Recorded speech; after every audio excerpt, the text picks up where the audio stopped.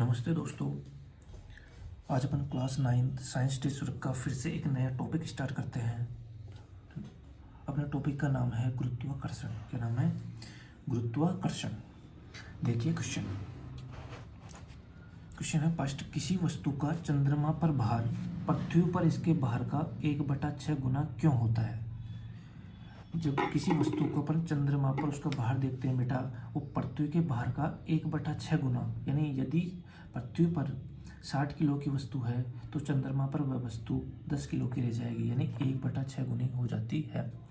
देखिए इसका रीजन, चंद्रमा का द्रव्यमान 1/100 गुना है और चंद्रमा की त्रिज्या पृथ्वी के 1/4 गुना है। चंद्रमा का द्रव्यमान पृथ्वी से कितना है? 1/100 गुना है और चंद्रमा की त्रिज्या पृथ्वी से 1/4 गुना है। चूंकि चंद्रमा के गुरुत्वाकर्षण के कारण त्वरण का छठा भाग होता है। चंद्रमा के गुरुत्वाकर्षण के कारण त्वरण का कौन सा भाग होता है? छठा भाग है। अतः चंद्रमा पर किसी वस्तु का भार 1/6 होगा पृथ्वी पर किसी वस्तु के भार के, क्योंकि चंद्रमा पर गुरुत्वाकर्षण का जो होता है बेटा वो त्वरण का छठा भाग होता है। ठीक है, इसलिए किसी वस्तु का भार चंद्रमा पर पृथ्वी के भार का 1/6 गुना होगा। यानी चंद्रमा पर किसी वस्तु का भार निकालना है तो पृथ्वी पर जितना भार है उसमें 6 का भाग दे दिया जाता है। नेक्स्ट क्वेश्चन है, चंद्रयान 3 का भार पृथ्वी की सतह पर मापने पर 15 न्यूटन आता है। इसका भार चंद्रमा की सतह पर मापने पर कितना हो गया? देखिए चंद्रमा भार कितना होगा? पृथ्वी के भार का बेटा 1/6 गुना। यदि यहाँ 15 है, यदि अपन 15 में 6 का भाग दे देंगे तो चंद्रमा पर उसका भार निकल जाएगा। देखिए हम जानते हैं चंद्रमा पर वस्तु का भार 1/6 इंटू पृथ्वी का भार होता है। अतः 1/6 इंटू 15, यानी 15 में 6 का भाग दिया। 15 में 6 का भाग देते हैं तो कितना आता है बेटा? 2.5। कितना आता है? 2.5। और भार का मात्रक क्या होता है? न्यूटन, जिसके एन से डिनोट करते हैं। ठीक है, नेक्स्ट देखिए, चाकू की धार तेज क्यों होती है? चाकू की धार तेज क्यों होती है? क्योंकि चाकू की तेज धार संपर्क क्षेत्र को कम करता है। चाकू की तेज धार संपर्क क्षेत्र को कम करता है और लगाए गए दाब को बढ़ाता है, जिससे चीज को काटना आसान हो जाता है। इसलिए चाकू की धार को तेज किया जाता है। ये चाकू की धार को तेज किया जाता है। संपर्क क्षेत्र को तो कम कर देता है बेटा, इसलिए उसको पैना किया जाता है, और ये दाब को बढ़ा देता है, इसलिए काटना आसान हो जाता है, इसलिए चाकू की धार को तेज कर दिया जाता है। नेक्स्ट है, घनत्व किसे कहते हैं? घनत्व किसे कहते हैं? किसी पदार्थ के इकाई आयतन में निहित द्रव्यमान को उस पदार्थ का घनत्व कहते हैं। देखिए किसी पदार्थ के इकाई आयतन में, किसमें? इकाई आयतन में निहित द्रव्यमान होता है, उस पदार्थ का घनत्व कहलाता है। किसी पदार्थ के इकाई आयतन में निहित द्रव्यमान को उस पदार्थ का घनत्व कहते हैं। नेक्स्ट है, उत्प्लावकता से आप क्या समझते हैं? देखिए बेटा, उत्प्लावकता, आपने कभी पानी में कुछ डुबोया होगा ऊपर से। जैसे कुछ चीज़ अपन पानी में डुबोते हैं तो नीचे से एक फोर्स लगाता है, उस फोर्स को उत्प्लावन बल कहते हैं। देखिए जब किसी वस्तु को पानी में डुबोते हैं तो उस पर पानी द्वारा ऊपर की ओर एक बल लगाया जाता है, जिसे उत्प्लावकता बल कहते हैं या उत्प्लावन बल कहते हैं। ये ध्यान रखिए, जब कोई चीज़ अपन पानी में डुबोते हैं तो ऊपर की तरफ बल लगता है उसमें, तो उत्प्लावन बल कहलाता है। नेक्स्ट देखिए, नेक्स्ट है, मोटरसाइकिल को चलाने के लिए पेट्रोल क्यों डाला जाता है बेटा? कितना प्यारा क्वेश्चन है कि मोटरसाइकिल को चलाने के लिए पेट्रोल क्यों डाला जाता है। कभी आपके माइंड में क्वेश्चन नहीं आया होगा? देखिए क्योंकि मोटरसाइकिल को चलाने के लिए ऊर्जा की आवश्यकता होती है, और किसी भी कार्य को करने के लिए ऊर्जा की यानी एनर्जी की आवश्यकता होती है। यदि अपन भी कोई कार्य करते हैं तो उसके लिए भी अपन को एनर्जी की आवश्यकता होती है, हमें भोजन की आवश्यकता होती है, पानी की आवश्यकता होती है, तभी अपन कार्य करते हैं। उसी तरह वाहनों को चलाने के लिए या मोटरसाइकिल को चलाने के लिए भी ऊर्जा की आवश्यकता होगी, और ऊर्जा उसे कहाँ से मिलेगी? मोटरसाइकिल को ऊर्जा पेट्रोल से मिलती है, इसलिए उसमें पेट्रोल डाला जाता है। जैसे इंजन, कोई पेट्रोल वाला इंजन है उसमें पेट्रोल डाला जाता है, बड़ी गाड़ियों में डीजल वाला इंजन होता है उनमें डीजल डाला जाता है। एक तरीके से उन्हें एनर्जी मिलती है। क्या मिलती है उनको? एनर्जी मिलती है, इससे ऊर्जा मिलती है। नेक्स्ट है, कार्य की परिभाषा व सूत्र दीजिए। कार्य की परिभाषा देखो बेटा, जब किसी वस्तु पर बल लगाया जाता है, क्या लगाया जाता है? फोर्स या बल लगाया जाता है तो वस्तु पर विस्थापन होता है, अतः इसे कार्य कहते हैं। बेटा जब किसी वस्तु पर बल लगाया जाता है तो वस्तु अपने स्थान से विस्थापित होती है, उसे विस्थापन होता है, इसे ही क्या कहते हैं? कार्य कहते हैं। क्या कहते हैं? कार्य कहते हैं। कार्य का सूत्र होता है कार्य बराबर बल इंटू विस्थापन। क्या होता है बेटा? बल इंटू विस्थापन, यानी W बराबर F इंटू एस। क्या होता है? W बराबर F इंटू एस। W होता है वर्क यानी कार्य, F क्या होता है? फोर्स विस्थापन। अब F क्या होता है? फोर्स यानी बल होता है, और S क्या होता है बेटा? विस्थापन। ठीक है, कार्य बता W बराबर एफ एस। और कार्य की परिभाषा होती है जब किसी वस्तु पर बल लगाया जाता है तो उसमें क्या होता है? विस्थापन होता है, इसे ही क्या कहते हैं? कार्य कहते हैं। नेक्स्ट है बल का मात्रक बताइए। बेटा बल का मात्रक होता है न्यूटन। क्या होता है? न्यूटन, जिसे एन से डिनोट करते हैं। बल का मात्रक क्या होता है बेटा? न्यूटन होता है। नेक्स्ट देखिए, एक मजदूर 10 किलोग्राम का बोझ उठाकर 2 मीटर ऊपर रखता है। बेटा एक मजदूर है, 10 किलोग्राम का इसने पत्थर उठाया और अपने सिर पर रखा, 2 मीटर ऊपर रखता है। उसके अपने सिर पर नहीं रखा, उसने 2 मीटर ऊपर रख के किसी दीवार पर रखा है। उसके द्वारा किया गया कार्य देखिए। अपन जानते हैं कार्य का सूत्र होता है बल इंटू विस्थापन। बल कितना हो? 10 किलोग्राम। ठीक है, 10 किलोग्राम हो गया। विस्थापन 2 मीटर दूर रखा तो 10 को 2 से गुणा कर दिया, क्योंकि W बराबर होता है F इंटू एस। तो F की जगह यानी बल कितना? 10। विस्थापन कितना हो गया? 2 मीटर यानी 2। 10 को 2 से गुणा किया, कितना आया? 20। कितना आ गया? 20 न्यूटन। कितना कार्य हो गया? 20 न्यूटन मीटर। ये कार्य हो गया न्यूटन मीटर। क्या हो गया? न्यूटन मीटर ये कार्य हो गया। या इसको जूल से भी लिखते हैं, इसे J से डिनोट करते हैं। कार्य का मात्रा होता है न्यूटन मीटर या जूल। ठीक है, और Nm का मतलब होता है न्यूटन मीटर।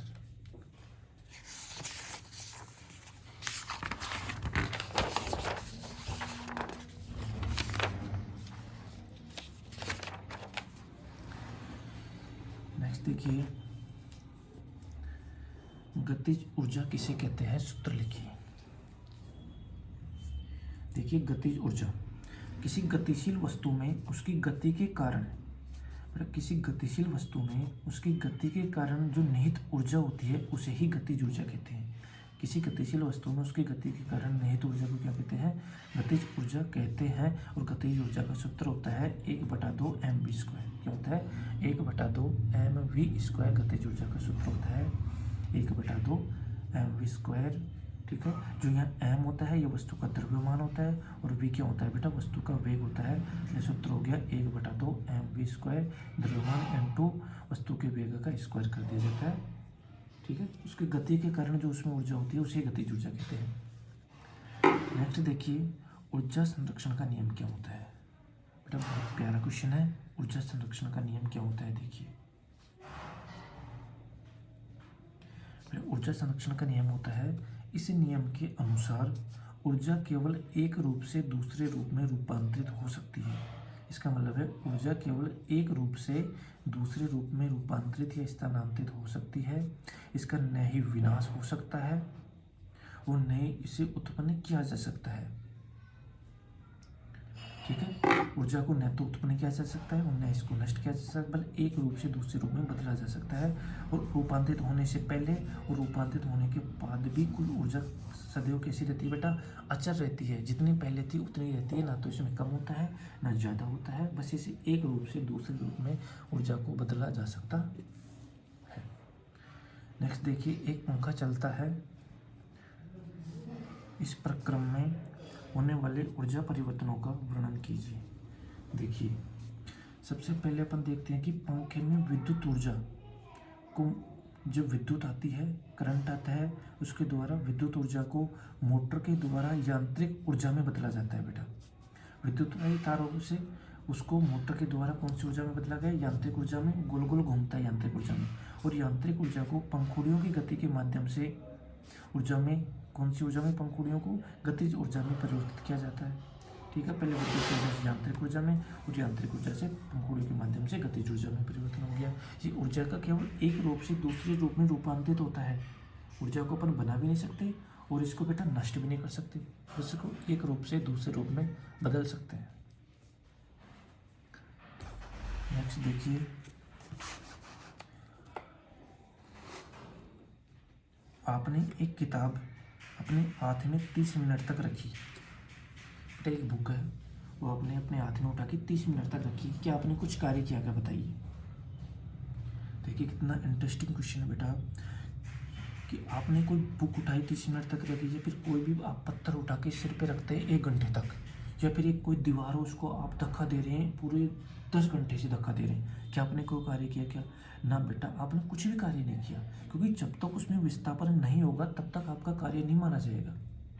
यानी कि किताब पर हमारे द्वारा कुछ कार्य नहीं किया गया, क्योंकि किताब की स्थिति में कोई विस्थापन ही नहीं हुआ, अपन ने हाथ में उठा के रख रखा है बस उसको, उसमें कुछ भी स्थिति में विस्थापन नहीं हुआ। जब तक विस्थापन नहीं होता तो कार्य कितना माना जाता है? शून्य माना जाता है। तो कार्य कितना हुआ? शून्य माना जाएगा। जैसे क्वेश्चन आ सकता है कि आपको कि एक मजदूर है, एक दीवार की धक्का मार रहा है और 2 घंटे से लगातार धक्का मार रहा है, क्या उसने कोई कार्य किया? क्या ना, उसने कुछ भी कार्य नहीं किया, उसने कुछ भी कार्य नहीं किया, क्योंकि उसकी जो विस्थापन नहीं हुआ। जब तक विस्थापन नहीं माना जाएगा तब तक कार्य शून्य माना जाएगा, इस चीज का ध्यान रखिएगा। नेक्स्ट देखिए,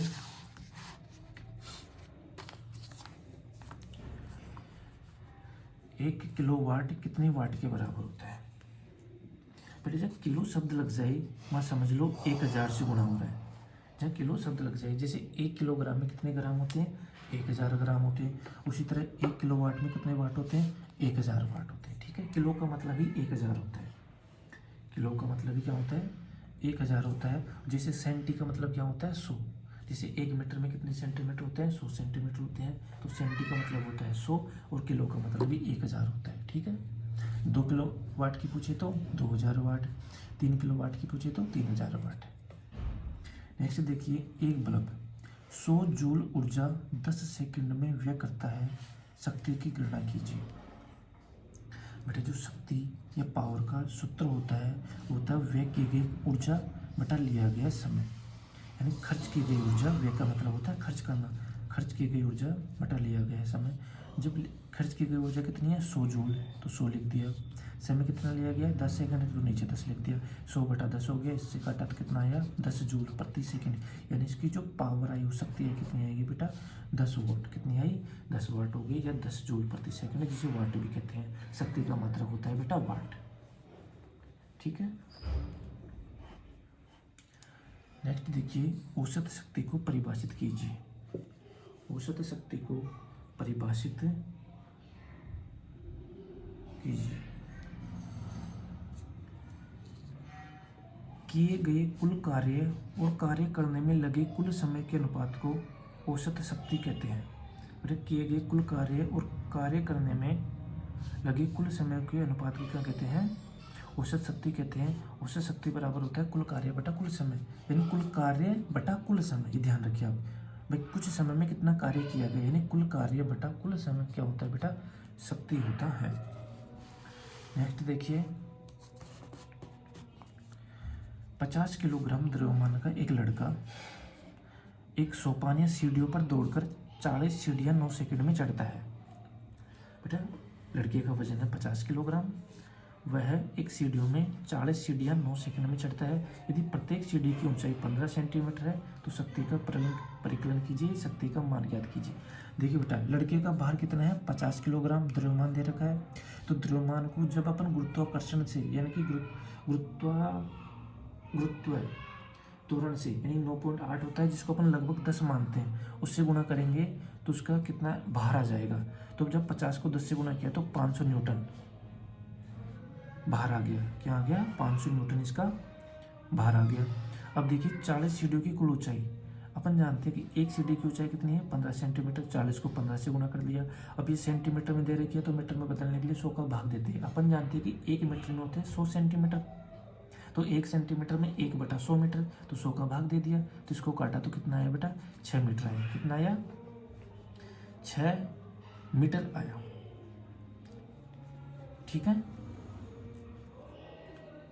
अब देखिए शक्ति निकालेंगे mgh बटा टी।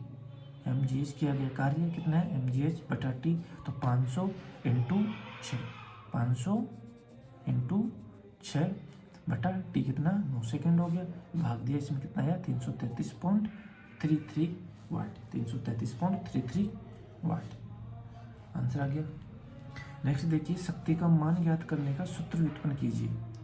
शक्ति का मान ज्ञात करने का सूत्र उत्पन्न कीजिए। देखिए बेटा, कार्य करने की दर को या ऊर्जा रूपांतरण की दर को शक्ति कहते हैं।